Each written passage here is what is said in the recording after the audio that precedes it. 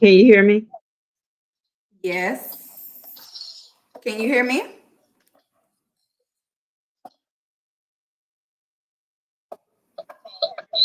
Yes.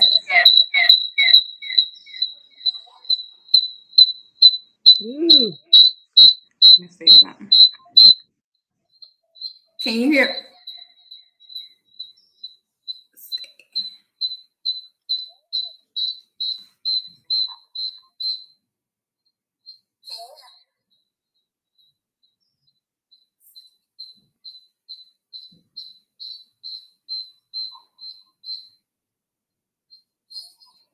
Select go live once you're streaming software. Okay, we're trying to get this thing going. Select go live once your streaming software connects. Okay, let's see. Ooh.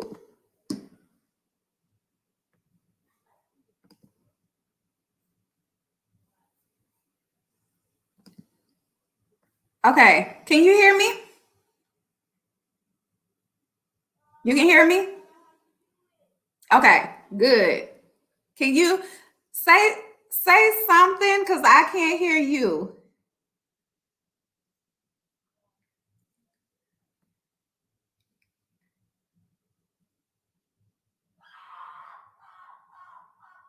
That is okay. Let me see. Let's see. Am I live?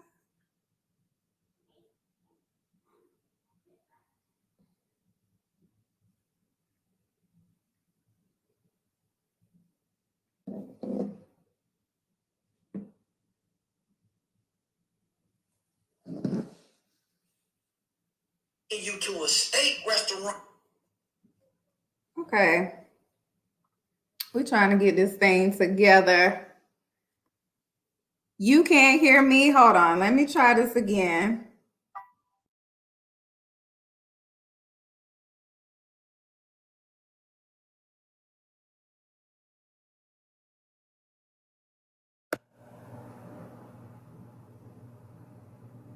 Okay. Okay. Can you hear me?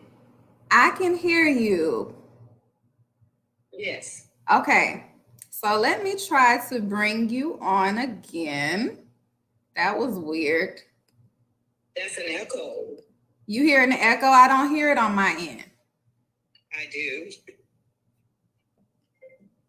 That's okay. Okay. Let me make sure that we are streaming. I hope we are. Let's see. Okay.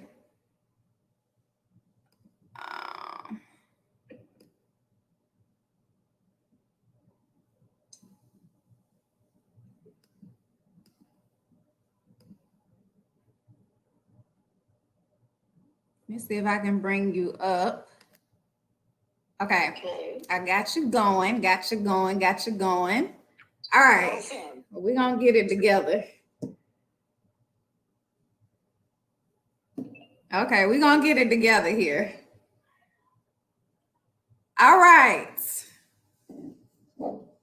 Let me see, make sure everything is good on these streams. Let me check.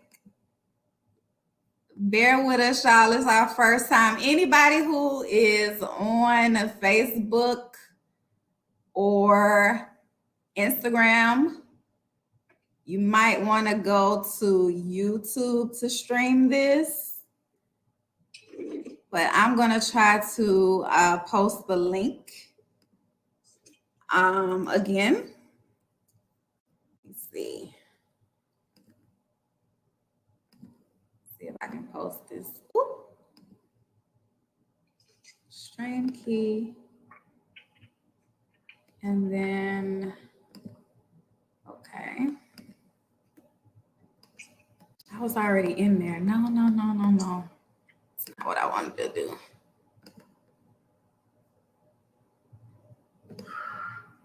We were having some technical difficulties. Let me make Make sure. Make sure the stream key is on there. Okay. Says the stream key is on there.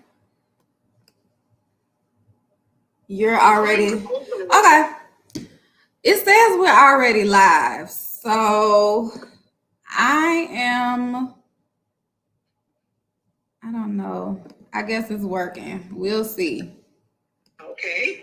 We will see. It's the first time using StreamYard. So we'll get into it. We'll see how it goes. If not, we'll catch the recording and edit it how it's supposed to be. All right, so let me do your introduction first. Okay, so here we have this great woman here. She has over 18 years of experience specializing in cardiology, cardiac rhythms. She has a degree in psychology. She is also an evangelist. She has been helping provide grace, insight, and comfort as the associate minister at the St. Paul Missionary Baptist Church. Please welcome Evangelist Gloria Newkirk, who also happens to be my mom. Yay!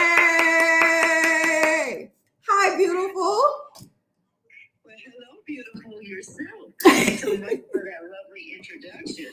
You are so welcome. How are you doing today? I'm wonderful. Good to hear. So we're gonna jump right into it. So we'll be talking about health, childhood trauma, and then we're also going to be talking about marriage. So our intentions for everybody who is watching the live stream, our intentions today is to shed some light on all the topics that we will be discussing, and hopefully it will help somebody who needs to hear it. All right, so let's jump into it.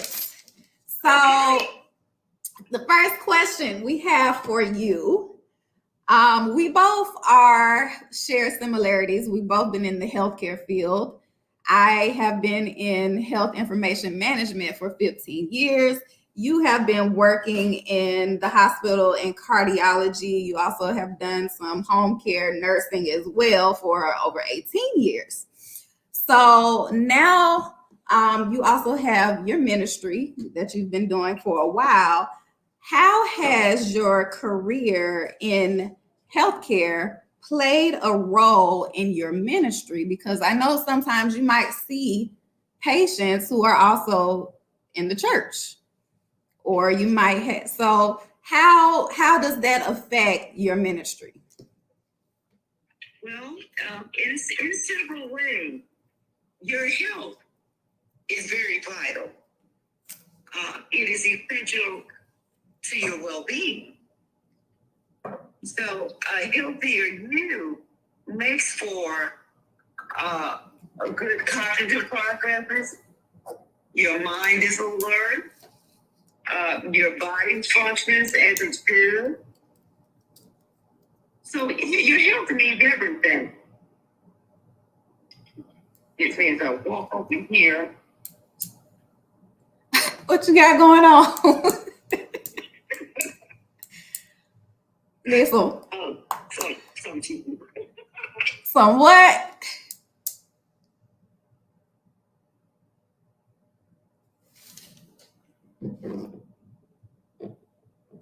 I don't know what happened. You cut off, but while you're doing that,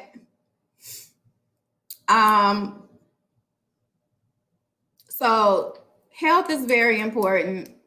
Okay, you're back. All right. You can't just look healthy and that's it. I mean, we can look at each other and say, "Oh, you look healthy. You look good," but that's not it. Your health requires diligence. It requires effort. planning, and sacrifice. Now, if I was to dissect each one of those words quickly, I would say first, diligent. Being careful and persistent with your health, to obtain the goal that you need to achieve. Effort. We know the saying, it sounds like a cliche, but it's real. No pain, no gain. Let's say planning. Now you, beautiful daughter, being the health guru that you are, we know that it requires planning. There's meal prepping. So you have to plan. You got to shop. You have to plan to do it.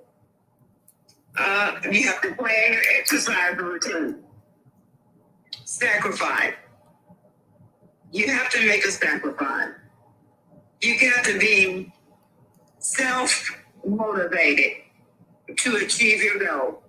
Because sometimes there's not going to be anyone there to help you stay motivated.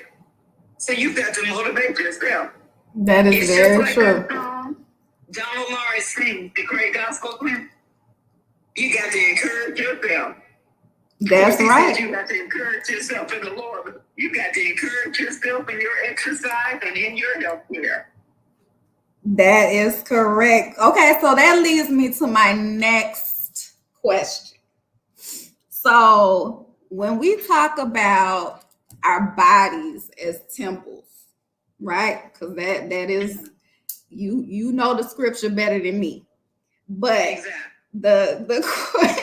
the quote is, tell me the quote about using our body as the temple.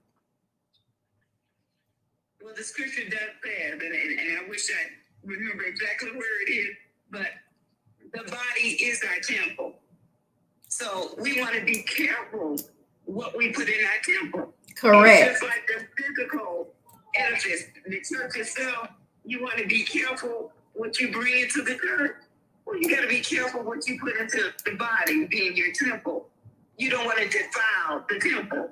Absolutely. So that my next question to you was, how do you feel the church is doing by getting that message out? Is the church doing enough, in your opinion, in getting that message of using our body as temples and our body being temples? Do you think the church could do a better job of... The church certainly could do a better job, daughter. I think you know that yourself.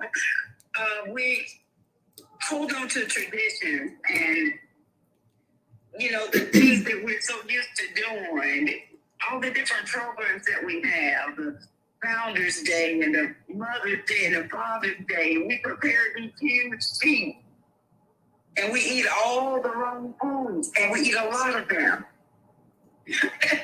And we do it often. Yes. And then we do bring in, like at my church, we bring in the health guru as yourself. We'll bring someone in to talk to her about all this wild eating and this unhealthy eating. And some of us will adhere to it and do better. And then some of us will just, on those annual days, we're going to splurge and we're going to go back to eating all the wrong stuff. Okay, so... But yes, we could do a better job if we would constantly be reminded that our health is essential to our well-being. But we're not. Yeah. And there is a lot of work that we could be doing, I believe, in the church to get that message across. I know I told you I broke down, actually. I told you I broke down and you called me, and I was so glad you did, because I had a friend who invited me to church. I haven't been to church in a long time. I'm not a church goer. So I went and I served meals for a pastor's lunch. And I really, because I'm plant-based and I really don't go to functions a lot, I really forgot how it was when you go to these different functions. So they put me in by the meat. I'm sorry. They put me by the meat. And I was like, ooh, I can't do this. I can't do it. They put me by the ham and the chicken. And I was like, y'all got to move me by the sides. Let me serve the sides and we'll be all right. But, as I don't, as Christians, right? I don't necessarily, I'm spiritual. I don't subscribe to a certain religion. I believe in Jesus. I believe in God, yes. But Christians, if we're going by the biblical sense, there are certain things in the Bible that tells us we're not supposed to be eating swine, right? Absolutely. So, believe it or not, we're supposed to be, the spiritual diet is a plant-based diet. It encourages the consumption of fruit, veggies, grain, which these foods are strong in nutrients and definitely in fiber, I'm trying to say. We're to avoid processed foods. That's actually spiritually based diet. Wow, that is true. So why do you think there's a disconnect with us not following that in the church? Tradition. Okay. It's been our comfort zone. It's been our comfort zone to eat and consume, eat, drink, and be merry. Eat as much as you want. Eat, drink, and be merry. Yeah. I seen there's one pastor on Thanksgiving. He had a big pot. He had chitlins in there. He was boiling. He had some turkey. He had ham. He had it all. And I was like, wow. We call that a heart attack in a pot. That's exactly what it was. Exactly what it was. Well, Genesis, the book of Genesis, there's scripture that says, every herb bearing seed, which upon the face of the earth is what the Lord has given us to eat. So I don't think there's a lot of herb in meat. So he's not talking about meat, for sure.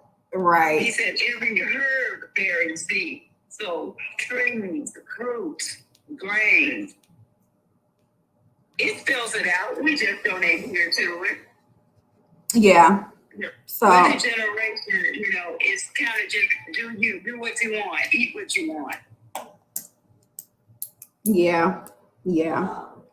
That's good insight right there. So what changes have you made to help improve your diet and lifestyle? Well, for one thing, I eat a lot less than I used to. Okay. So that helps a lot. What we've learned also in healthcare is that your weight, heavier weight, it contributes to back pain, knee pain, and we find a lot of patients that lose weight. Their knees feel better, so the back trouble goes away. I had a while there, because I'm diabetic, that when I lost weight, I felt a lot better, and I could lower my insulin dose, and then I went from two blood pressure pills to one. Okay, good. And so weight contributes to a lot of health factors or health risks. Absolutely. So that's good that you're making those changes. And I've seen your progress. You're doing great. So that's good. Well, thank you. So let's switch gears for a minute. Okay, so we're gonna go into talking about childhood trauma. So you and I, we had a great heart-to-heart last week. We shed a lot of light on our history. If you guys do not know, I was raised by a single father.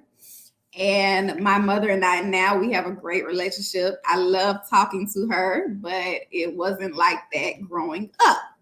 So, statistics from the U.S. Department of Veteran Affairs, they reported that cases of abuse, well, childhood trauma, 65% came from childhood neglect, 18% came from physical. Can you still hear me? Okay. I lost the And audio. I can hear you fine. You can hear me. You can hear me? Yes, very, very softly. You're not loud Oh, anymore. so Let's see.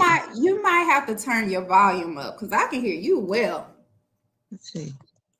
It might be your volume. Okay. What happened?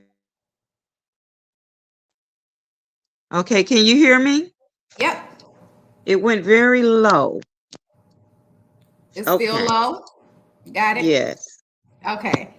So 18% was physical abuse, 10% sexual abuse, and 7% psychological or mental abuse. This is from the statistics from the U.S. Department of Veteran Affairs. So cases are reported. And I think when I thought about this, I thought about how back in the day, you know how Mm-mm. you could whoop your children, and then now you can get reported for that. Okay.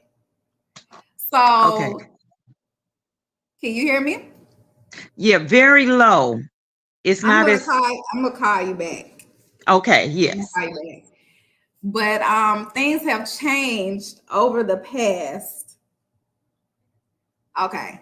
So things have changed over the past. Like you can't whoop your kids anymore because you will you will go to jail. But so some of these things, are childhood trauma, and we want to talk about how has the way that your upbringing has that affected your parenting style, and were you affected by childhood trauma?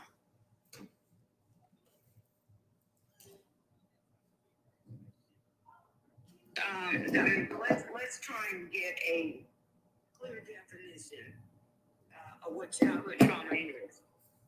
Psych is my major, so the psychologist defined childhood trauma as an intense event or experience that threatens or causes harm to that child's emotional state or physical state. Okay. Well-being, the child's well-being. Okay. The event can be emotionally painful, distressful, and it results in a long-lasting physical effect or mental effect, or leaves negative, overwhelming negative vibe. So that's what childhood trauma is.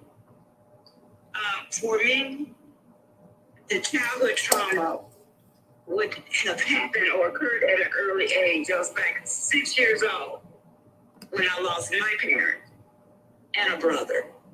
So I lost mom, your grandma, your granddad, and an uncle, your uncle. So then a brother, all together, all at the same time. So that's traumatic for any child to lose their parents. Mm-hmm. Absolutely. Right. And there are different types of childhood trauma. So mine would be, well, let me tell you what the four types are. First, there's neglect. Then there's psychological trauma. Then there's physical trauma. and of course the one we all hate, sexual abuse. So Mm-hmm. for me, it would be psychological trauma, having to grow up without your parents. Now, my grandparents did a wonderful job, but there's nothing like, mom and dad, because there's a whole generation gap with the grandparents, which they did a fine job raising me, but there were a lot of disconnects because they were so much older. When they gained custody of me, they were raising all of their children, married and grown, and then they get their grandchildren. So that's childhood trauma. Oh yeah, definitely. Well, thank you for sharing that with us. And I know that that's very hard to deal with. How are you able to cope with that? What type of inner work did you do in order to heal from that?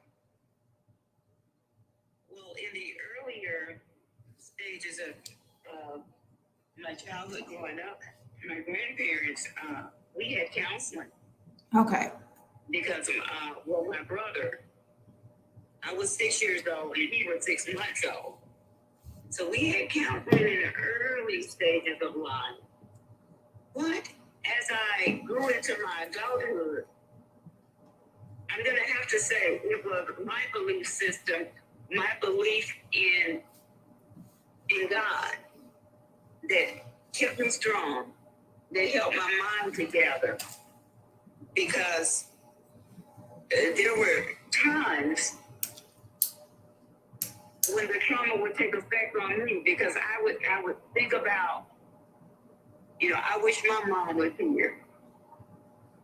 So I understand, and I know you know what I'm saying. Growing up, wishing your mom was here. Mm-hmm. So, my grandparents gave me love, and they did a great job. But them being the kind of people they were, old-fashioned, successful, real well-to-do, they didn't issue out a whole lot of hugs and kissing. They tell you they love you. And so I think I grew up looking for love, as we would say, a lot of times in all the wrong places and the wrong places. And I had to learn exactly what it meant to love and to be loved. I knew how to love, but I didn't know exactly what it entailed to be the recipient on the other end of that love. Mm-hmm. My grandparents were wonderful, but I felt like I was naive and sheltered. So when I went looking for love, I accepted people who didn't sincerely love me. So.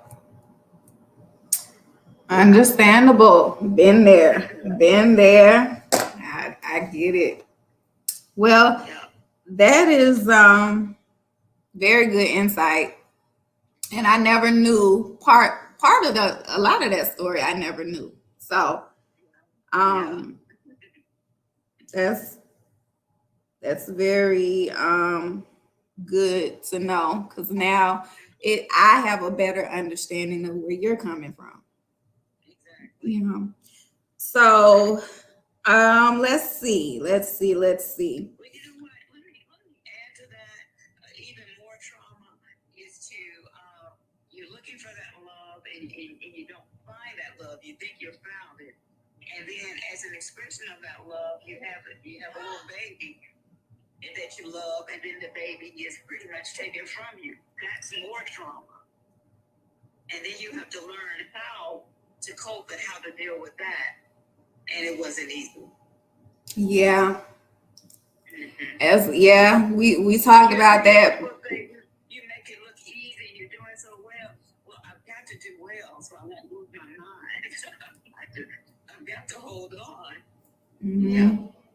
Yeah, we had a. How easy it looked, it wasn't easy. I can imagine we had that discussion too. Like I have one daughter, and I could only imagine like not having my daughter. That would like hurt. And so we had that conversation that I really commend you because that would make somebody like lose their mind, you know? So I know that you had a lot of healing to do. I know that took a lot of work. I know that took a lot of strength to get where you are. So I commend you for that. And I always tell you, Only through God. I always tell you that we can't do anything about the past. We can't do anything about it. But I am so glad. Yes, I'm so glad that we are here now. And I was like, damn, I love talking to my mom.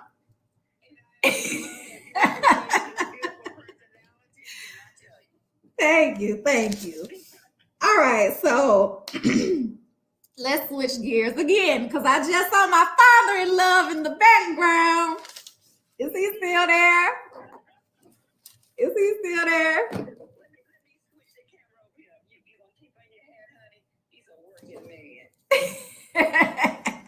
Hey, father-in-law, how you doing? Good. So we're gonna switch gears and talk about you two for a minute. The power couple of the church. We got Reverend Newkirk with us right here. And I'm so happy. Let me tell you, I could just see that you all's relationship is different from the past, and I could tell that you all are really happy together. And I love to see y'all together. I do. Look at her. I love seeing y'all together because it gives inspiration. Like it gives inspiration to women and to other people, you know, who are looking to have love and have marriage at some point. So y'all are amazing. I've had the opportunity of you coming down and actually meeting you in person, and I've spoken with you on several occasions. You're such a wise man. And I really appreciate, I tell you all the time, I appreciate all the talks that we have. I do, because you have so much wisdom. So I just want to say, you guys, I really, you can tell too when you have a good relationship because my brothers, they all like you. So that's how you know, like they approve of you. We approve of you. So yeah. But my question to you all, what are your thoughts on what a marriage is supposed to be? Well, the Bible first simply says that when you become married, you become one. A lot of times, marriages simper in certain areas because they forget that first thing. We become one. That means every decision is, I'm not right, she's not right, but we agreeing on the same thing. That makes it one. Okay, well, let me add to that. The scripture says marriage is honorable and the bed is undefiled. Meaning, it's honorable on the Lord's side. And if it's what it's supposed to be, you can explore with each other and just with each other. That's why it's honorable. It's just you two. It's just the union of you two. And so when it gets to better than defiled, then there's no like I said, there's no sin. There's no sin in doing what you do. Okay. So I heard union, I heard one, and I heard living basically of God with no sin. So let me ask you guys, how do you deal with conflict resolution within your marriage? Conflict resolution. Mm-hmm. Well, I feel that if we have a disagreement about anything pertaining to our household or anything that's going on in our lives, we should be able to talk about it. If we're not able to talk about it, that gives the enemy the room to come between to cause conflict. It also says that you should go to bed angry at each other. It should be solved before you say goodnight.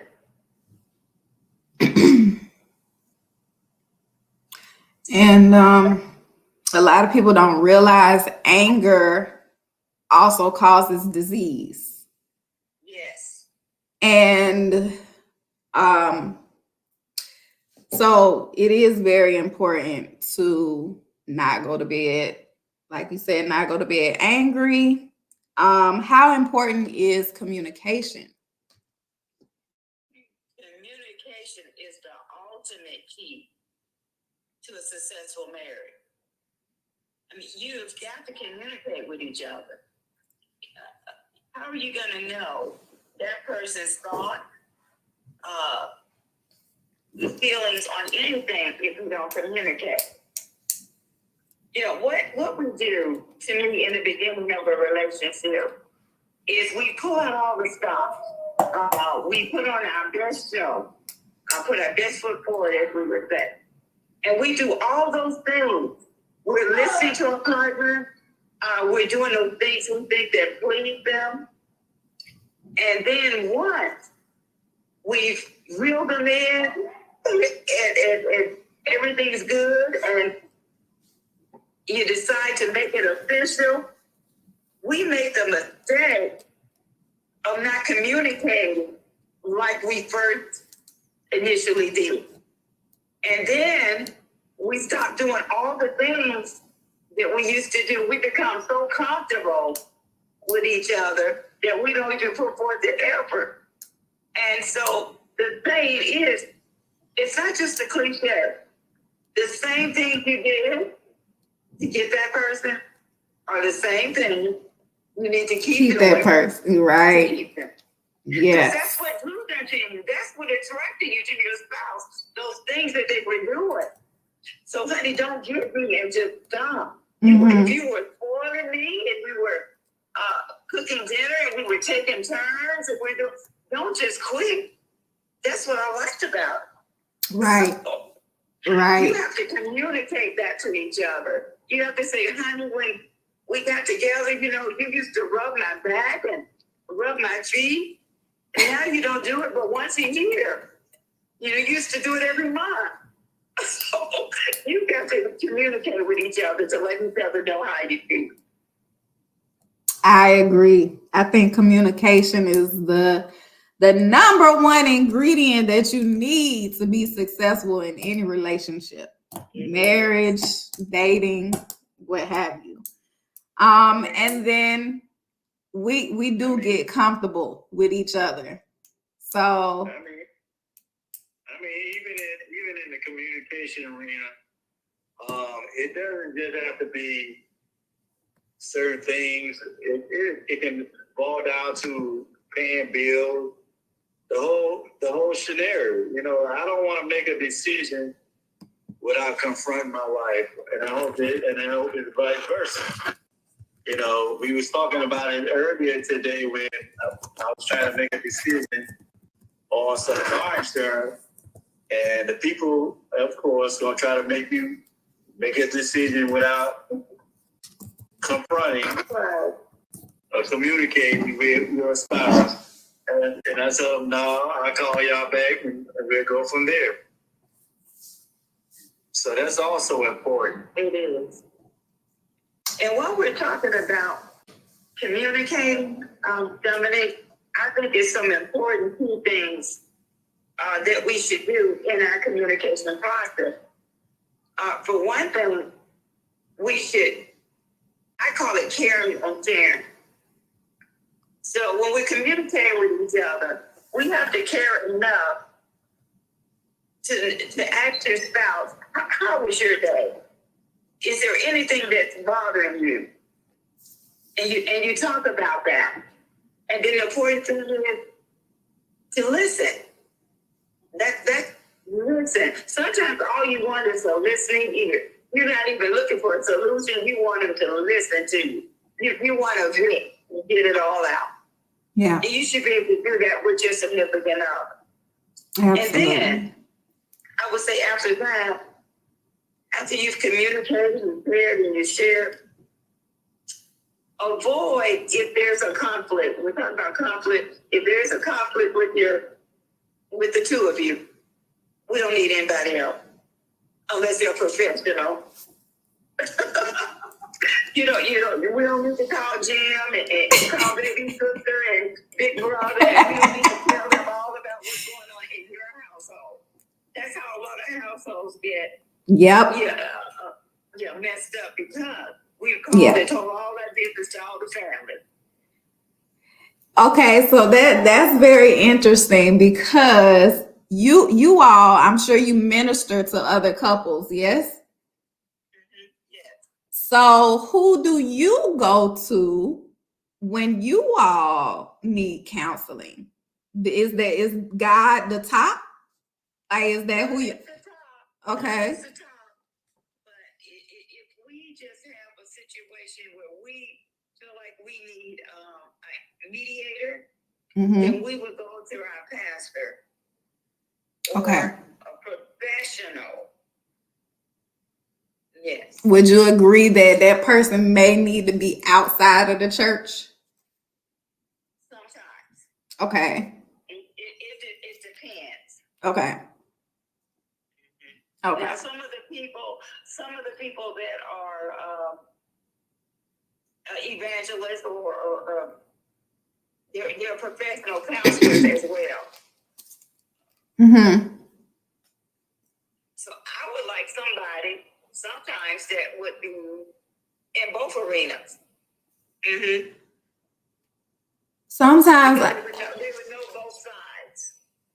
You can look at it the spiritual side, and you can look at it, from the world's point of view, per se. okay, I can understand that. Yeah. I think it's good to have an unbiased opinion too. It is. And that's why I asked, should that person be outside of the church? Because sometimes it helps to have somebody who doesn't know you or your situation, and that could, they're coming from a place of just knowing what is going on right now. They don't necessarily know your history. That could be very good. Absolutely. Yeah. Well, even the people that are outside the church, as far as counselors or other people that you might communicate with, I believe that we would pray.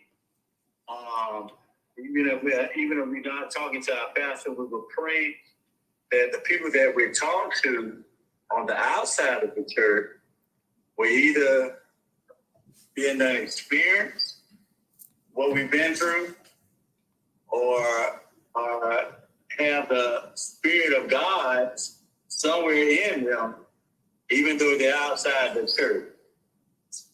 That's very important. You have to be of God. Definitely. Definitely coming from God's perspective. Yeah, just because they have a degree or a piece of paper don't mean that they can lead you right. Right. And another thing I think, Dominic, is very important when you communicate and you talk about conflict resolution. Although we're a couple, we're still individual. And guess what? All of us need space. So I need to give him space. He needs to give me space. He needs to be allowed to go and hang out with the buddies and, but out of respect, we need to know where each other is. Yeah. But yeah, there needs to be space too. A lot of space. Yeah. Yeah. You do need that. Like when you're with somebody for that long, and that's where the comfortability comes in, that you get comfortable with each other. So it's like, we still have our own lives. Let's go live our lives, then come back and give me time to miss you a little bit. Exactly. Yeah. The person has to refresh, rejuvenate, to be away from you, maybe to miss you. Yeah. If he's gone overnight, I miss him. Yeah.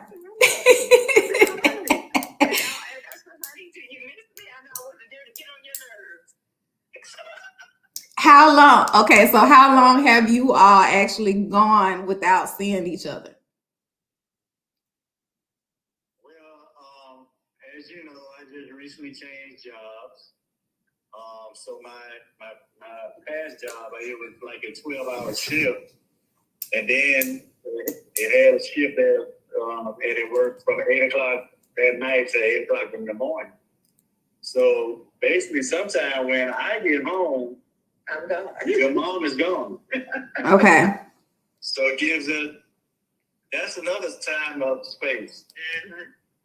And then, when she's off and I'm off, we try to make the best of the time that we have together, because that time will come again where we're separated again.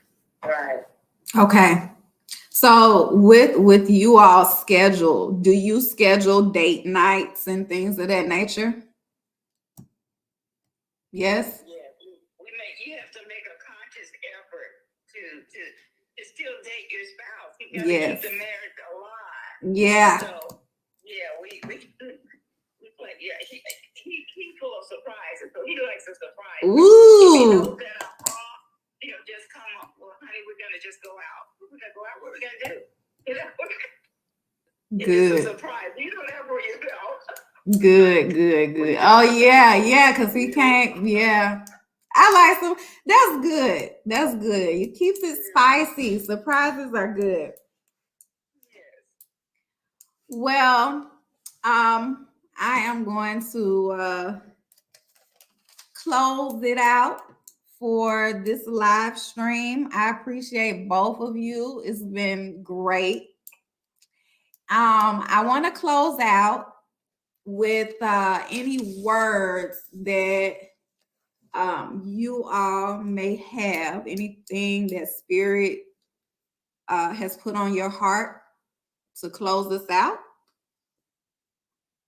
You can go ahead. One of my favorite scriptures is Psalms 139:14. And it says, and I always think of my beautiful daughter. You do. That you are fearfully and wonderfully made. Oh. And God knows exactly what he's doing. He doesn't make any mistakes. So I'll have to say, before you close out, I am proud of the resilient, beautiful, intelligent woman that you are. Thank you. Thank you. Very proud. Don't make me tear up. Okay. Don't make the cancer come out of you right now. Thank you. Thank you. I really appreciate that. And so my 3 words of advice to you and to any woman is to pray, love, and achieve. Achieve your goals through the two preceding, through prayer and through love. Self-love, loving everybody else, achieve. And okay, I have one because I forgot, but I think this is very important. One more question. What's one thing that you know now that you would tell all of your kids about life?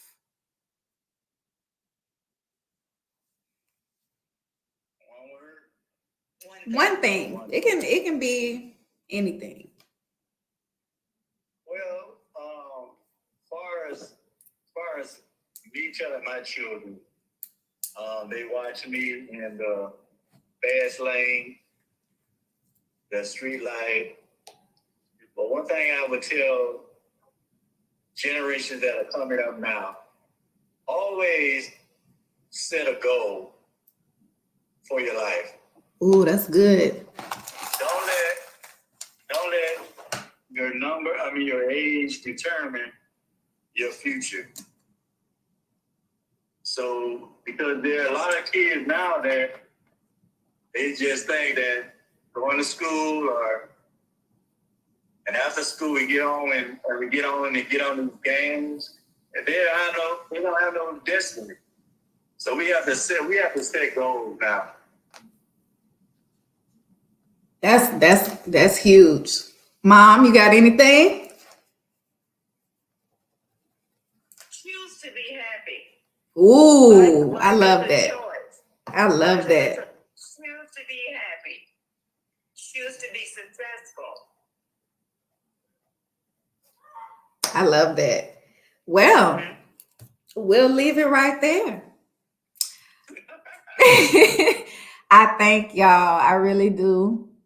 Bless y'all. And I appreciate you guys for taking the time to come to the live. So I love you all. And thank you. I shall chat with you all later. And to everybody who joined in, thank you so much. Thank you for your comments. Thank you for tuning in. Until next time, peace and blessings.